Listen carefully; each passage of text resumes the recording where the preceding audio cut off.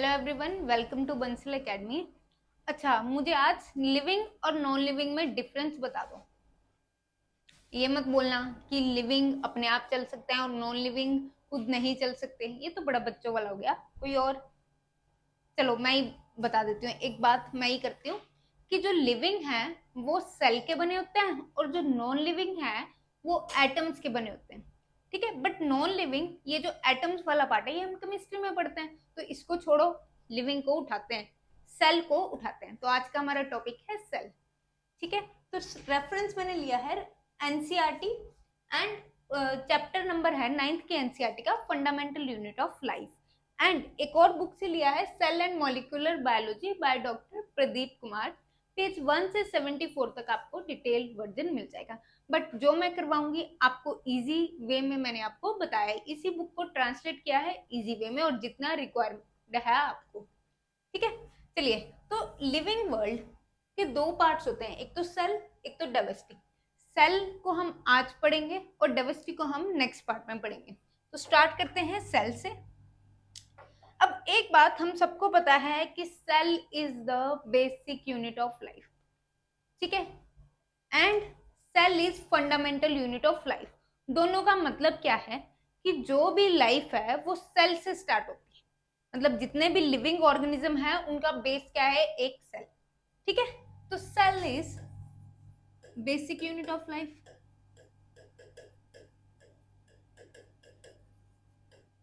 या हम बोल सकते हैं फंडामेंटल यूनिट ऑफ लाइफ।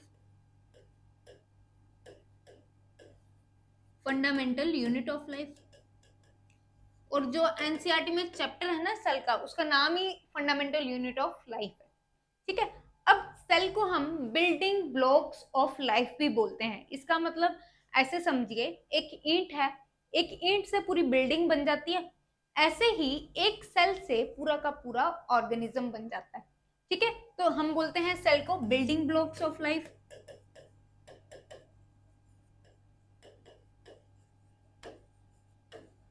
अब एक सेल से पूरा का पूरा ऑर्गेनिज्म कैसे बनता है देखो।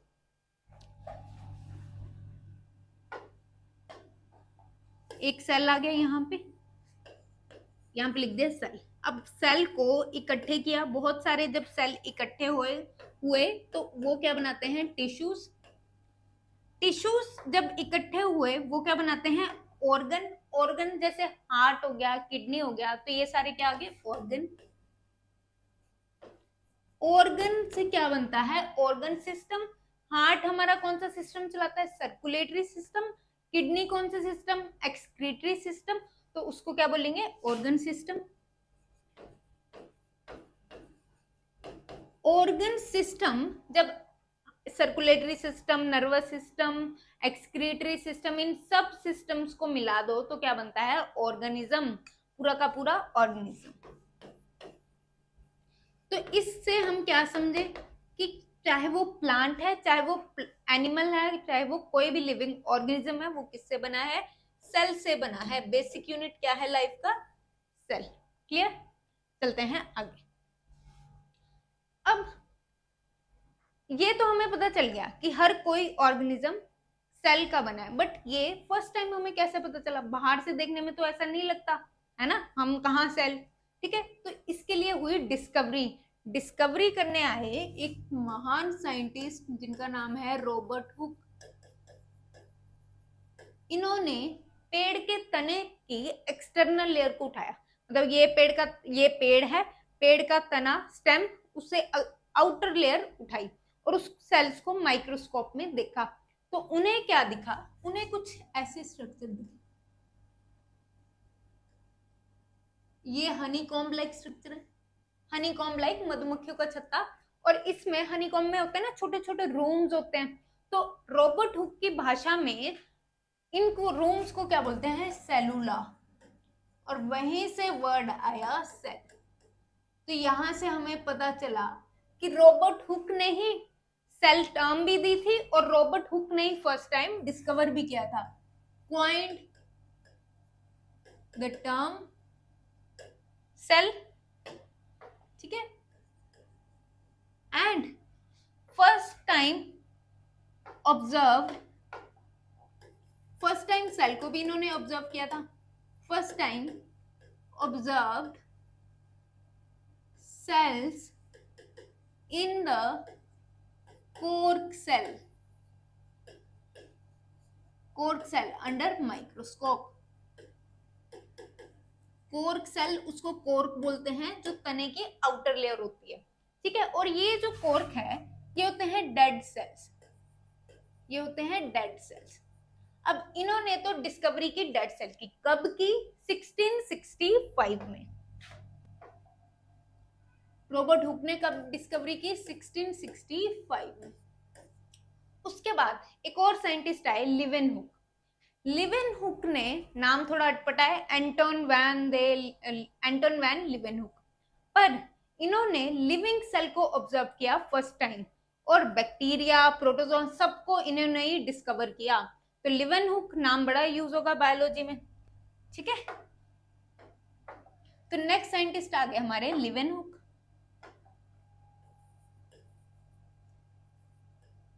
पूरा लिख देती हूँ, एंटोन वॉन लिवेनहुक इनका नाम. Anton van Leeuwenhoek. ठीक है, इन्होंने फर्स्ट टाइम लिविंग सेल को ऑब्जर्व किया.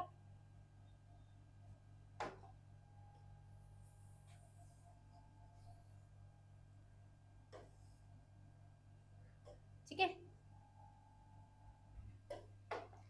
observed living cell for the first time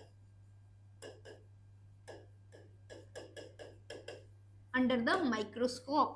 ठीक है, अब इन्होंने ये जो लिविंग सेल है इन्होंने कब एब्जॉर्व किया? 1674. तो इनका ईयर जो है वो है 1674. ठीक है, अब इन्होंने, मैंने एक और बात बताई, इन्होंने ही डिस्कवर किया है प्रोटोजोआ.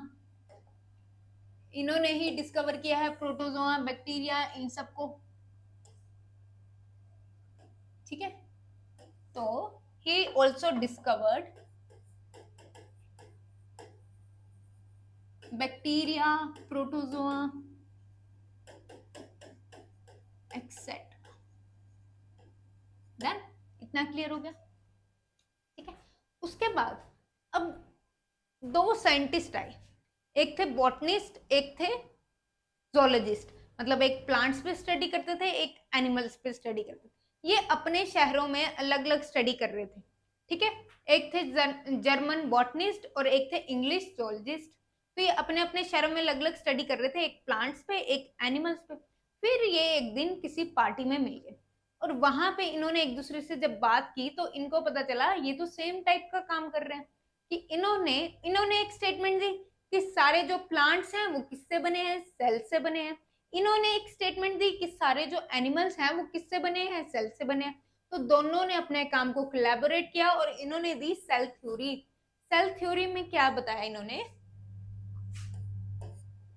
सेल थ्योरी में बताया इन्होंने, ठीक है, कि all living organism are composed of cell. All living organisms are composed of cells. ठीक है, दूसरा इन्होंने बोला cells are the structural and functional unit of life. इसका मतलब क्या है कि सेल ही लाइफ का स्ट्रक्चर बनाते हैं और सेल ही सारे फंक्शंस को परफॉर्म करते हैं. तो next, cells are structural and functional unit of life. ये दोनों जो स्टेटमेंट हैं ये किन साइंटिस्ट ने दी थी? स्लीडन एंड श्वान ने. अब कैसे याद रखोगे कौन से बॉटनिस्ट है कौन से जोलॉजिस्ट है? तो देखो, श्वान में ए आ रहा है तो ये जोलॉजिस्ट है, एनिमल्स की स्टडी करते हैं. श्लीडन बॉटनिस्ट है जो प्लांट्स की स्टडी करते हैं. ठीक है, और इन्होंने ये जो सेल थ्योरी दी इन्होंने दी 1838 एंड 1839 में. ठीक है, इन्होंने दी 1838 एंड 1839। अब एक और साइंटिस्ट आए, उन्होंने बोला ये सब तो ठीक है, पर जो नए सेल बनते हैं वो आते कहां से हैं? तो उन्होंने एक लाइन दी, ओमनी सेलुला ई सेलुला। कौन से साइंटिस्ट ने? वो जो नए साइंटिस्ट आए, कौन थे वो? Rudolf Virchow. उन्होंने लाइन दी ओमनी सेलुला ई सेलुला। इसका मतलब क्या है कि जो नए सेल्स हैं वो कहां से बन रहे हैं? पुराने सेल से, थ्रू सेल डिवीजन। ये तो हमें पता है कि ये अगर एक सेल है, ये दो सेल बनाता है अपने जैसे, तो ये क्या हुई? Cell division. ठीक है, तो यही बात रुडोल्फ विर्चो ने सेल थ्योरी में ऐड कर दी। साइंटिस्ट कौन है? Rudolf Virchow. क्या बोला इन्होंने? All new sales arise from pre existing cells.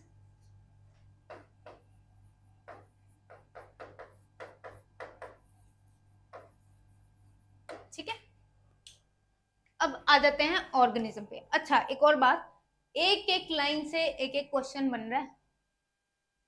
Cell theory किसने दी? सेल को डिस्कवर किसने किया? सेल को डिस्कवर किसने किया? सेल टर्म किसने दी? रॉबर्ट हुक ने। फर्स्ट टाइम लिविंग सेल को किसने डिस्कवर किया? एल से याद रखना, लिवेनहुक, लिविंग लिवेनहुक। ठीक है, और उसके बाद आ गई सेल थ्योरी। सेल थ्योरी दो साइंटिस्ट ने दी, श्लीडन एंड श्वान ने। And then cell theory add किसने की? Omni cellula e सेल्युला, Rudolf Virchow ने। ये स्टेटमेंट आ जाती है, omni cellula e cellula statement is given by Rudolf Virchow. ठीक है, सही हो गया। चलो, ऑर्गेनिज्म। अब यहाँ पे ऑर्गेनिज्म की जब हम बात करते हैं तो ऑर्गेनिज्म दो टाइप के हैं। कैसे? Unicellular and multicellular.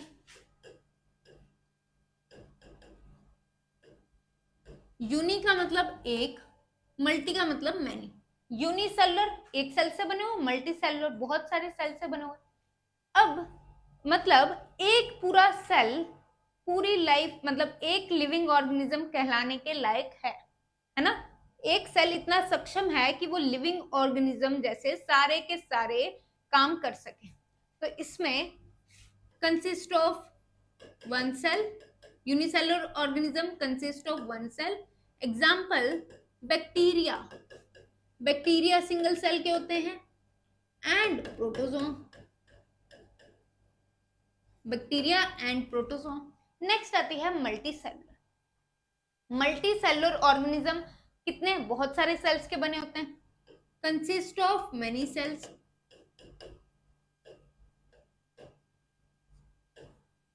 एग्जाम्पल, हम हो गए, आप हो गए, एनिमल्स हो गए, प्लांट्स हो गए, ये सारे इसमें आ जाएंगे, एनिमल्स एंड प्लांट्स। ठीक है, क्लियर है ये?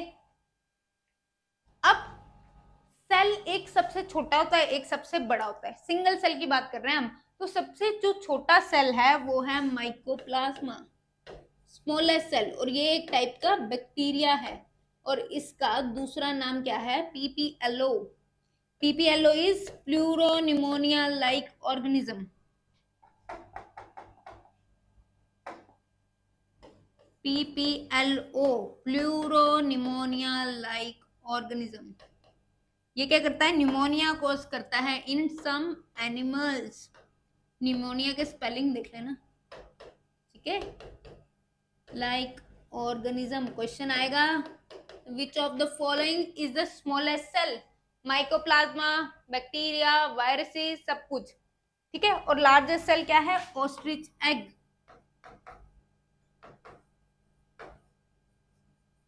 ठीक है, ऑस्ट्रिच का एग जो है वो लार्जेस्ट सेल है। अब यहाँ पे एक बात बोलोगे आप कि हमने तो सुना है कि वायरसेस सबसे छोटे होते हैं, ठीक है, पर वायरसेस सेल थ्योरी की सेल की एक्सेप्शन है। वायरसेस एक सेल कहलाने लायक नहीं है, वो इस कम्युनिटी में नहीं आता। तो वायरसेस क्या है? सेल की एक्सेप्शन, एक्सेप्ट वायरसेस। तो वायरस को सेल कहलाने लायक वायरस में ऐसा कुछ पूर्ण शर्तें नहीं हो रही वायरस की, ठीक है, तो सेल, वायरस को हम सेल नहीं बोलते हैं। नेक्स्ट आता है कंपोनेंट्स ऑफ सेल। इसका मतलब क्या है? ये एक सेल है, ठीक है, ये सेल की आउटर मेम्ब्रेन है। सेल के पास अब सिक्योरिटी भी होती है, ठीक है, ऐसे तो सिंगल सेल को कोई भी मार गिरा के चला जाए, ठीक है, तो सेल मेम्ब्रेन, और सेल का दिमाग भी होता है जिसको हम क्या बोलते हैं, न्यूक्लियस बोलते हैं, ठीक है, और सेल में एक जेली लाइक सब्सटेंस होता है जिसको हम क्या बोलते हैं, साइटोप्लाज्म बोलते हैं। जेली लाइक सब्सटेंस होता है सेल के अंदर जिसको हम साइटोप्लाज्म बोलते हैं, और इसी साइटोप्लाज्म में बड़े सारे ऑर्गेनेली होते हैं, ठीक है, जैसे माइटोकॉन्ड्रिया, ये हो गया माइटोकॉन्ड्रिया, गोल्जी बॉडीज अभी बनाती हूँ, माइटोकॉन्ड्रिया, यहाँ पे आता है न्यूक्लियस से कंटिन्यू करता है एंडोप्लाज्मिक रेटिकुलम, ठीक है, ये आ जाता है एंडोप्लाज्मिक रेटिकुलम,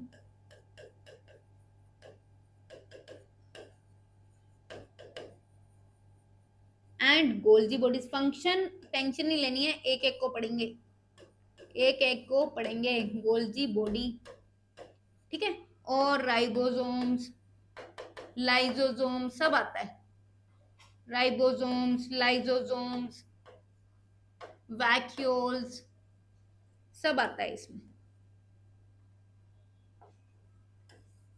वैक्यूल्स, ठीक है, इन सब के बारे में पढ़ेंगे। तो अब सेल कुछ ऐसा दिखता है, देखो ये हो गया, मैंने आपको ओवरऑल व्यू दिखाया, समझ आ गया। अब देखो सेल कुछ ऐसा होता है,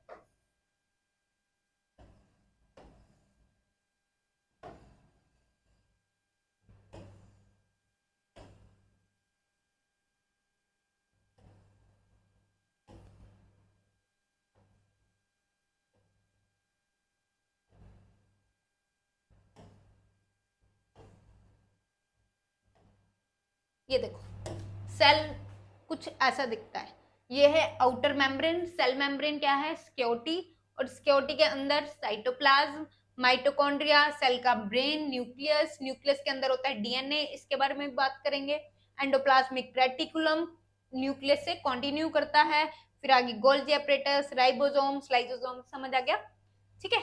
अब देखो पहला हमने क्या पढ़ा, plasma membrane, plasma membrane done. Plasma membrane को सेल मेम्ब्रेन भी बोलते हैं। दूसरा क्या बताया, न्यूक्लियस, न्यूक्लियस में क्या होता है, डीएनए, डीएनए में क्या होती है, हमारी सारी की सारी इंफॉर्मेशन होती है, ठीक है, कि हम, हमारी हाइट कैसी होगी, हमारा नाक कैसे होगा, ये सारी इंफॉर्मेशन किस में आती है, डीएनए में आती है। हम मम्मी पे गए हैं, हम पापा पे गए हैं, ये सारा डीएनए लेके आता है मम्मी पापा से हमारे पास, ठीक है, तो ये हो गया डीएनए। नेक्स्ट आता है साइटोप्लाज्म। साइटोप्लाज्म क्या है, जेली लाइक स्ट्रक्चर, जो यहाँ दिख रहा है, ये जेली लाइक स्ट्रक्चर जिसमें सारे ऑर्गेनेलीज बैठे हैं, ठीक है। नेक्स्ट आता है ऑर्गेनेलीज, ऑर्गेनेलीज में क्या आता है, Golgi body, mitochondria, ER, ribosomes, ER, mitochondria, ribosomes, lysosome, सारे बंदे सेल के इसमें आ जाते हैं, वैक्यूल्स, लाइसोसोम्स, ये सारे हम वन बाय वन पढ़ेंगे, टेंशन नहीं लेनी है, इनके बारे में भी पढ़ेंगे। पहले आ जाती है अब प्लाज्मा मेम्ब्रेन, प्लाज्मा मेम्ब्रेन को उठाओ। अच्छा यहाँ पे आपको एक और बात बता दूं, आउटर लेयर यहाँ पे मैंने आपको प्लाज्मा मेम्ब्रेन बताई है, बट कुछ लोग ऐसे होते हैं, मतलब कुछ ऑर्गेनिज्म ऐसे होते हैं जिनको एक्स्ट्रा सिक्योरिटी की जरूरत पड़ती है, जैसे कि सेल वॉल, तो इसकी आउटर लेयर होती है सेल वॉल, यहाँ पे बाहर सेल के सेल वॉल होती है, बट ये हर किसी में प्रेजेंट नहीं होती, कुछ खास लोगों में प्रेजेंट होती है, जैसे कि प्लांट्स, क्योंकि हम क्या करेंगे, मुक्का मार देंगे, हमें क्या सिक्योरिटी की जरूरत इतनी, तो प्लांट्स को इस सिक्योरिटी की जरूरत होती है, और ये सेल वॉल प्लांट्स में प्रेजेंट होती है, बैक्टीरिया में प्रेजेंट होती है, फंजाई में प्रेजेंट होती है, ठीक है, एनिमल्स में एब्सेंट होती है, इन सब में प्रेजेंट होती है, एनिमल्स में एब्सेंट होती है। चलो नेक्स्ट आता है प्लाज्मा मेम्ब्रेन, जिसकी हम बात कर रहे थे। तो प्लाज्मा मेम्ब्रेन सब में प्रेजेंट होती है, तो प्लाज्मा मेम्ब्रेन को हम यूनिवर्सल कवरिंग बोल दें। यूनिवर्सल कवरिंग, ठीक है, सब में प्रेजेंट होती है, सब सेल्स को कवर करती है। दूसरा, प्लाज्मा मेम्ब्रेन को हम बोलते हैं it is selectively permeable membrane. इसका मतलब क्या है? अब मैंने बोला कि ये सिक्योरिटी प्रोवाइड कर रही है, अब सिक्योरिटी सिलेक्ट भी करेगी, अंदर कौन आ सकता है, बाहर कौन जा सकता है, सिक्योरिटी अपना काम तो करेगी। तो इसीलिए प्लाज्मा मेम्ब्रेन सिलेक्ट करती है कौन सेल के अंदर आएगा, कौन सेल से बाहर जाएगा, इसीलिए इसको बोला जाता है सिलेक्टिवली परमिएबल मेम्ब्रेन। ठीक है। दूसरा, it regulates exchange of material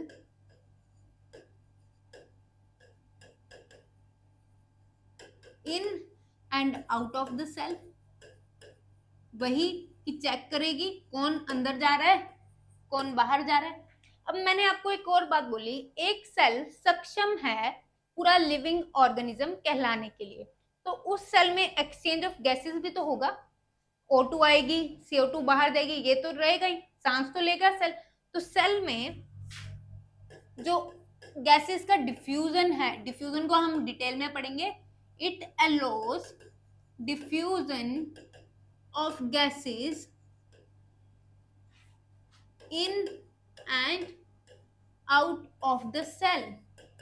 अब इन कौन सी गैस आएगी, आप लोग को पता है कौन सी अंदर लेते हैं हम, O2, और कौन सी हम बाहर निकालते हैं, CO2। तो ये दो गैसेस हैं जो मेम्ब्रेन ही रेगुलेट करती है। ठीक है। Next point,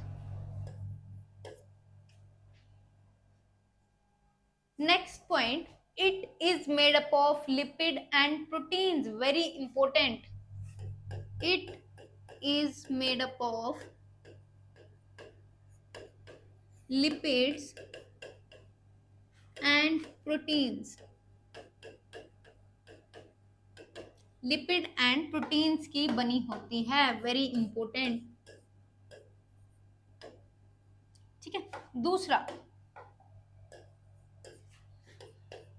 it helps in transport of substances. Transport of substances मतलब सेल के अंदर जो आएंगे और सेल से बाहर जो जाएंगे, उन सब्सटेंसेस को ट्रांसपोर्ट होने में हेल्प करती है। अब ये ट्रांसपोर्ट कैसी होती है? ट्रांसपोर्ट दो टाइप की है, पहली एक्टिव एंड दूसरी पैसिव। अब इन दोनों का मतलब क्या है? देखो, एक्टिव को छोड़ो, पहले पैसिव पे आते हैं। पैसिव कैसे होती है? इस रूम के एक कोने में मैंने अगरबत्ती जला दी, ठीक है। अब धीरे धीरे क्या होगा, वो सारी अगरबत्ती की खुशबू पूरे रूम में फैल जाएगी, ठीक है। अब मैंने इसमें कुछ काम किया? नहीं किया। एनर्जी लगी? नहीं लगी। मेरी खुशबू फैलाने में तो मैंने कोई एनर्जी यूज नहीं की ना, मैंने तो सिर्फ अगरबत्ती लगाई। दूसरा, अगरबत्ती कंसंट्रेशन, मतलब अगरबत्ती का धुआं एक कोने में ज्यादा हो गया, हाई कंसंट्रेशन हो गई, फिर धीरे धीरे पूरे रूम में फैल गया, लो कंसंट्रेशन में फैल गया, जहां जहां नहीं था वहां फैल गया। तो पैसिव में एक चीज देखो, पैसिव जो ट्रांसपोर्ट है, it occurs from higher concentration to lower concentration, ठीक है। हायर कंसंट्रेशन से लोअर कंसंट्रेशन की एनर्जी लगी? नहीं लगी। एनर्जी इज नॉट रिक्वायर्ड, ठीक है। तीसरा, अब ये जो मॉलिक्यूल्स थे, ये जो धुआं है, इसमें कितने छोटे छोटे मॉलिक्यूल्स होते हैं, तो it allows diffusion of small molecules, ठीक है। कितने छोटे छोटे मॉलिक्यूल्स के? It allows transfer of only small molecules. Transfer of small molecules, ठीक है, छोटे छोटे मॉलिक्यूल्स ट्रांसफर हो रहे हैं। डन, पैसिव ट्रांसपोर्ट क्लियर हो गया। अब आते हैं एक्टिव ट्रांसपोर्ट।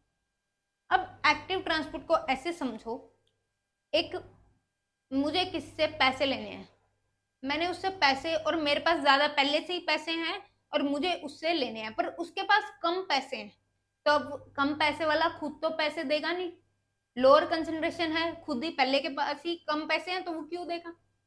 तो मैंने क्या करना है, छीना झपटी। अब छीना झपटी करने में क्या होगा, एनर्जी लगेगी, और छीना झपटी जल्दी करनी पड़ेगी, जल्दी से करूंगी, ठीक है। दूसरा, अब अगर मैं पैसे लूंगी तो सारे के सारे लूंगी, कम तो लूंगी नहीं, तो transfer of large molecules. Point समझ आया। तो यहाँ पे it occurs from from the region of lower concentration to higher concentration, lower concentration से हायर कंसेंट्रेशन जाते हैं, ठीक है। Second point, energy is required. अब छीना झपटी में एनर्जी तो लगेगी, एनर्जी इज रिक्वायर्ड, ठीक है। तीसरा पॉइंट, इट अलोज ट्रांसफर। अब पैसे छीना झपटी भी करूंगी तो सारे ही लूंगी, ज्यादा ही लूंगी, बड़े बड़े नोट लूंगी, चिल्लर थोड़ी लूंगी। It allows transfer of large molecules, transfer of बड़े बड़े मॉलिक्यूल्स का ट्रांसपोर्ट होता है। नेक्स्ट, अब छीना झपटी जल्दी ही करूंगी, धीरे धीरे तो करूंगी नहीं। It is fast process and it is slow process, क्योंकि धुआं अपने टाइम से फैलेगा, धीरे धीरे जाएगा, ठीक है। पॉइंट समझ आया। अब सेल मेम्ब्रेन में ये कैसे होता है, ये रही सेल मेम्ब्रेन। अगर तो यहाँ पे कोई प्रोटीन बैठा है कि वो बाहर वाले लार्ज मॉलिक्यूल्स को अंदर करना है उसको, ठीक है, प्रोटीन बैठा है कि उसको बाहर वाले लार्ज मॉलिक्यूल्स को अंदर करना है, ये सेल मेम्ब्रेन है, यहाँ पे प्रोटीन है, इसको अंदर करना है, तो एनर्जी लगेगी, तो इस तरह से एनर्जी लगेगी और ये अंदर करेगा, तो इसको बोलेंगे हम एक्टिव ट्रांसपोर्ट। अब कोई मॉलिक्यूल अपने आप ही, छोटा सा मॉलिक्यूल है, छोटा सा मॉलिक्यूल अपने आप ही अंदर आ रहा है, इधर इसकी हायर कंसेंट्रेशन है और ये अपने आप लोअर कंसेंट्रेशन वाली साइड आ रहा है, ठीक है, अपने आप लोअर कंसेंट्रेशन वाली साइड आ रहा है। और इधर एक्टिव में क्या है, अंदर पहले से ज्यादा कंसेंट्रेशन है, फिर भी अंदर लेके आना है, तो एक्टिव। अगर लोअर कंसेंट्रेशन से हायर कंसेंट्रेशन जाना है तो एक्टिव, और हायर कंसेंट्रेशन से लोअर कंसेंट्रेशन तो पैसिव। पॉइंट क्लियर हुआ, ठीक है। Active and passive cell membrane पे इस तरह से वर्क करता है। चलिए, अब पैसिव डिफ्यूजन में, सॉरी, पैसिव ट्रांसपोर्ट में दो चीजें आती हैं, पहली डिफ्यूजन एंड दूसरी ऑस्मोसिस, इसी को हम पढ़ेंगे। पहले आ गई डिफ्यूजन। डिफ्यूजन क्या है, वही अगरबत्ती उठाओ, वही अगरबत्ती पूरे रूम में फैला रही है, अपने आप जा रहा है, ठीक है, गैसेस अपने आप जा रही हैं, तो ये क्या है, डिफ्यूजन। अब ये हो गया गैसेस की बात। डिफ्यूजन लिक्विड्स में भी होती है, डिफ्यूजन लिक्विड्स में भी होती है,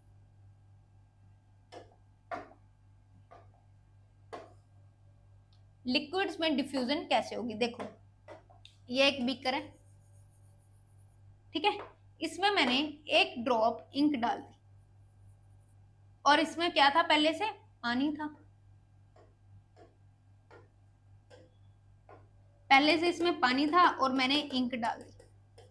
अब धीरे धीरे क्या होगा, ये इंक पूरे पानी में फैल जाएगी, पर फैलेगी अपने आप, मुझे घोलने की जरूरत नहीं है, अपने आप फैलने देना है, तो ये अपने आप भी धीरे धीरे पूरे पानी में फैल जाएगी।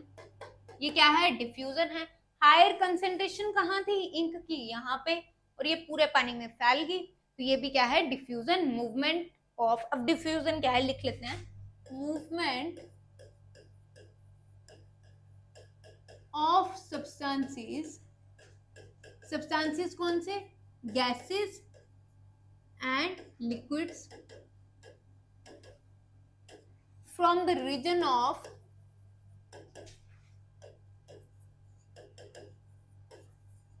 their higher concentration to lower concentration is called diffusion, इसी को डिफ्यूजन बोलते हैं। और दूसरा, movement of one substance into the movement of movement of one substance, molecule of one substance mix with the molecule of other substance। Second definition, ये generally होती है gases की और ये जनरली होती है लिक्विड के लिए। मूवमेंट ऑफ या one substance when one molecule when molecule of one substance mix with the molecule of other substance। Example, ink. Ink एक मॉलिक्यूल, एक सब्सटेंस था, उसका मॉलिक्यूल दूसरे मॉलिक्यूल से मिक्स हुए। दूसरा मॉलिक्यूल कौन है? वाटर। ठीक है, क्लियर होगा? हो गया। तो डिफ्यूजन ये है। अब ऑस्मोसिस क्या है? ऑस्मोसिस देखो, एक बीकर ले लिया, अगेन एक बीकर ले लिया,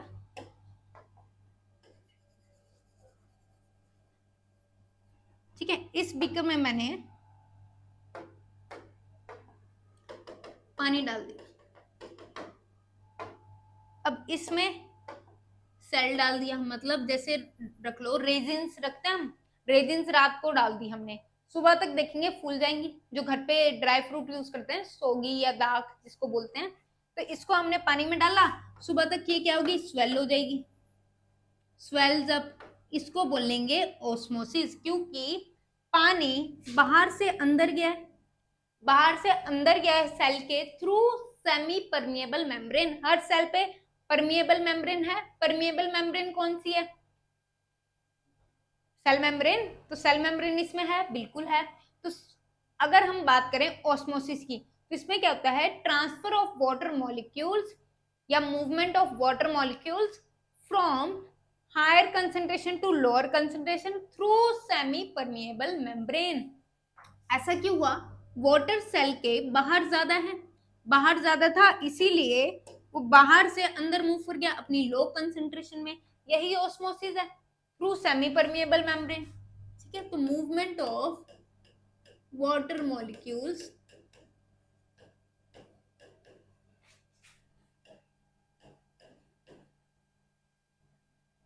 from the region of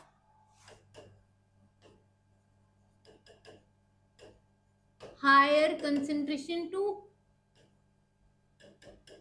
the region of lower concentration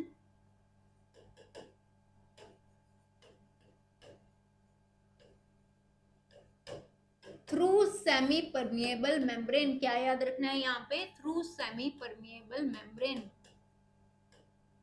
इसको क्या बोलेंगे? ऑस्मोसिस। अब ऑस्मोसिस यहाँ पे दो टाइप की है। Osmosis is of two type, endosmosis and exosmosis. मैंने जो आपको एग्जांपल दी ये है एंडोस्मोसिस, सेल के अंदर पानी गया, एंडो मतलब इन, तो सेल के अंदर अगर पानी जा रहा है that is endosmosis. When water moves into the cell, inside the cell, इसको क्या बोलेंगे? एंडोस्मोसिस। एक्सोस्मोसिस, अब एक ये बीकर है, ठीक है, इसमें हमने पानी डाल रखा है, पानी में मैंने नमक या कोई चीनी मिला रखी है, नमक या चीनी मिला रखी है, बहुत ज्यादा कंसेंट्रेशन में है, और वो तो इसमें क्या हुआ? जो सेल था, ये था सेल, ठीक है, ये है सेल इसके अंदर। अब सेल में पानी की मात्रा ज्यादा होगी बाहर से, क्योंकि बाहर में सोल्यूट ज्यादा है, तो पानी की मात्रा अपने आप कम होगी। यहाँ पे सेल के अंदर पानी की मात्रा ज्यादा है, तो पानी क्या करेगा, अपनी हायर कंसेंट्रेशन से लोअर कंसेंट्रेशन जाएगा और जो सेल है वो क्या हो जाएगा, श्रिंक हो जाएगा। इसकी एक एग्जांपल देती हूँ। घर पे सैलेड पे अगर हम नमक डाल दें तो पानी छोड़ देते हैं, बस वही चक्कर है। नमक डाल दें, सोल्यूट डाल दें, सोल्यूट बाहर जितना होगा, बाहर कंसेंट्रेशन कम होगी पानी की, तो वो क्या करेगा, सेल में से पानी अपने आप अपनी हायर कंसेंट्रेशन से लोअर कंसेंट्रेशन चला जाएगा। इसी को बोला exosmosis. When water moves outside the cell, जब पानी अपने आप ही सेल के बाहर चला गया। ठीक है, डन। अब डिफरेंस करते हैं फटाफट डिफ्यूजन एंड ऑस्मोसिस में। डिफ्यूजन क्या है, जब हायर कंसेंट्रेशन से लोअर कंसेंट्रेशन वाटर या गैसेस की मूवमेंट हो रही है। ऑस्मोसिस क्या है, हायर कंसेंट्रेशन से लोअर कंसेंट्रेशन सिर्फ वाटर की मूवमेंट हो रही है और semi permeable membrane is required, no semi permeable membrane is required. ठीक है, एंड डिफ्यूजन एक नेचुरल प्रोसेस है और ऑस्मोसिस में रिवर्स भी कर सकते हैं हम काम। ठीक है, तो it is reversible, it is natural process as and it is non reversible. धुआं इकट्ठा करके वापस ला सकते हो, सिर्फ रिवर्स कैमरा में, ऐसे नहीं। ठीक है, चलो आ जाओ types of solution. Types of solution में हम बात करते हैं, पहला आता है एंडो, एक मिनट सॉरी, हम डिफ्यूजन पे थे, उसके बाद आगे हम, चलो हाँ सॉरी, एंडो नहीं, अब एंडो रह गया दिमाग में। हाइपरटोनिक, हाइपरटोनिक,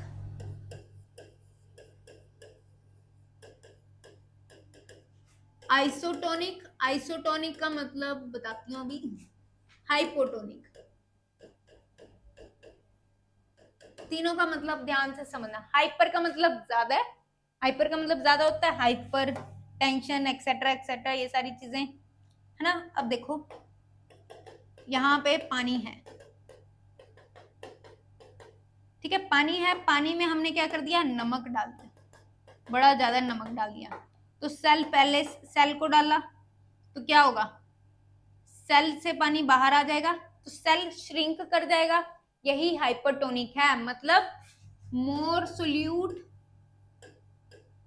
ज्यादा सोल्यूट कहाँ है, आउटसाइड, मोर वाटर कहाँ है, इनसाइड, मतलब सेल के इनसाइड। ठीक है, तो सेल क्या करेगा, सेल श्रिंक हो जाएगा, सेल श्रिंक हो जाएगा। It is equal to exosmosis. Hypotonic कैसा है, एक्सोस्मोसिस जैसा। ठीक है, नेक्स्ट आता है आइसोटोनिक। आइसो का मतलब होता है सेम, याद रखना, आइसो का मतलब सेम, मतलब सोल्यूट भी सेम है, इक्वल है अंदर और बाहर, वाटर भी इक्वल है अंदर और बाहर। ठीक है, ये रहा वाटर, ये रहा सेल, तो दोनों में वाटर की मात्रा इक्वल है, तो जितना पानी बाहर जाएगा उतना अंदर आ जाएगा, तो no net movement of water, no net movement of water. ठीक है, अल्टीमेटली ना स्वेल होगा ना श्रिंक होगा, क्योंकि जितना बाहर जा रहा है उतना अंदर आ जा रहा है पानी। क्लियर। नेक्स्ट आता है हाइपोटोनिक। हाइपो का मतलब कम, हाइपो का मतलब कम, तो सोल्यूट बाहर कम है, less outside, and water more outside. अब इससे उल्टा कर देना कि सेल में क्या है, सोल्यूट कंसेंट्रेशन ज्यादा है, सेल में सोल्यूट कंसेंट्रेशन ज्यादा है कंपैरेटिवली बाहर के, तो क्या होगा, पानी अंदर आ जाएगा। ठीक है, water moves inside the cell and cell swells up. ठीक है, तो इसको क्या बोलते हैं, हाइपोटोनिक। ये सिमिलर है एंडोस्मोसिस के, एंडोस्मोसिस सिमिलर है हाइपोटोनिक के। ठीक है, अब देखो इसको याद कैसे रखोगे, इतना समझने के बाद अगर फिर भी याद नहीं रहता है तो एक ट्रिक है, देखो हाइपर आर आ गया, श्रिंक में आर आ गया, तो जिसमें आर आ रहा है तो हाइपर में आर है, हाइपर अगर सॉल्यूशन होगा तो सेल क्या होगा, श्रिंक हो जाएगा, क्योंकि श्रिंक में भी आर है। आइसो का मतलब हमें पता ही चल गया, सेम। अब हाइपो में कैसे याद रखना है, हाइपो हिप्पोपोटामस मोटा होता है, तो यहाँ पे क्या हो जाएगा, सेल मोटा हो जाएगा, स्वेल हो जाएगा, तो याद रखना हाइपोटोनिक। क्लियर, इतना क्लियर हो गया तीनों में डिफरेंस। अब हमने आज पढ़ा क्या, अब बोलोगे इतना सारा पढ़ा दिया, इतना सारा नहीं पढ़ाया, क्या पढ़ा था हमने, सेल है, cell basic unit of life है, पर हमें पता कैसे चला, तो रॉबर्ट हुक आए, उन्होंने सेल को डिस्कवर किया, डेड सेल को कब किया, 1665 में। फिर आए लिवेनहुक, लिवेनहुक ने क्या किया, लिविंग सेल को डिस्कवर किया, कहाँ, एल्गी में, और बैक्टीरिया, प्रोटोजोआ सब लिवेनहुक ने डिस्कवर किए थे, ठीक है। और कब किए, 1674 में। और टर्म सेल किसने दी थी, रॉबर्ट हुक ने। सेल थ्योरी आई, फिर सेल थ्योरी किसने दी, श्लीडन एंड श्वान ने। श्लीडन एंड श्वान ने क्या बोला, all cells, all organisms are made up of cells and cell is structural and functional unit of life. फिर रिडोल्फ विर्चो आए, उन्होंने बोला ओमनिस सेलुला इज सेलुला, कि all all new sales rise from pre existing cells, नए cell कहां से आते हैं, पुराने सेल से, ये पढ़ लिया। फिर unicellular organism, multicellular organism, smallest cell mycoplasma, mycoplasma is also known as PPLO, pleuropneumonia like organism, and largest cell is ostrich egg. Clear, largest cell कौन सा है, ऑस्ट्रिच एग। उसके बाद हमने पढ़ा, ये हो गया, ये स्लाइड होगी। Next, components of cell. Outer security कौन है, प्लाज्मा मेम्ब्रेन। प्लाज्मा मेम्ब्रेन क्या कर रही है, सिक्योरिटी प्रोवाइड। ब्रेन कौन है, न्यूक्लियस है। ब्रेन कौन है, सेल का न्यूक्लियस है। न्यूक्लियस के बाहर सेल के अंदर जेली लाइक सब्सटेंस है, जिसको क्या बोलते हैं, साइटोप्लाज्म। और साइटोप्लाज्म में काफी सारे ऑर्गेनेलीज हैं, जैसे Golgi body, endoplasmic reticulum, mitochondria, lysosomes, vacuoles, ये सारे, ठीक है। उसके बाद ये स्ट्रक्चर देखा हमने सेल का। अब सेल में एक एक्स्ट्रा सिक्योरिटी की भी जरूरत होती है कुछ सेल्स को, जैसे प्लांट्स को होगी, मुक्का नहीं मार सकते ना खुद, ठीक है। तो प्लांट्स, बैक्टीरिया एंड फंजाई, इनमें क्या होती है, सेल वॉल होती है, इसके बारे में डिटेल पढ़ेंगे, हो गया। फिर आती है प्लाज्मा मेम्ब्रेन।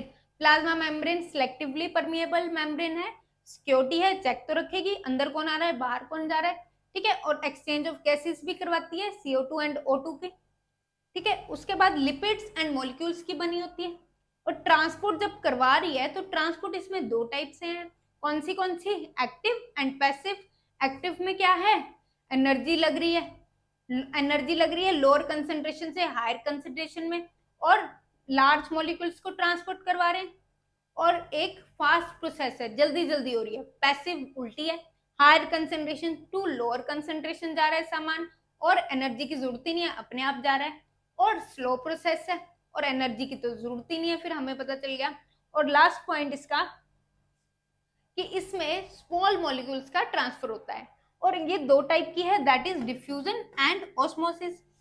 डिफ्यूजन में हमने पढ़ा सब्सटेंस का अपनी हायर कंसेंट्रेशन से लोअर कंसेंट्रेशन जाना।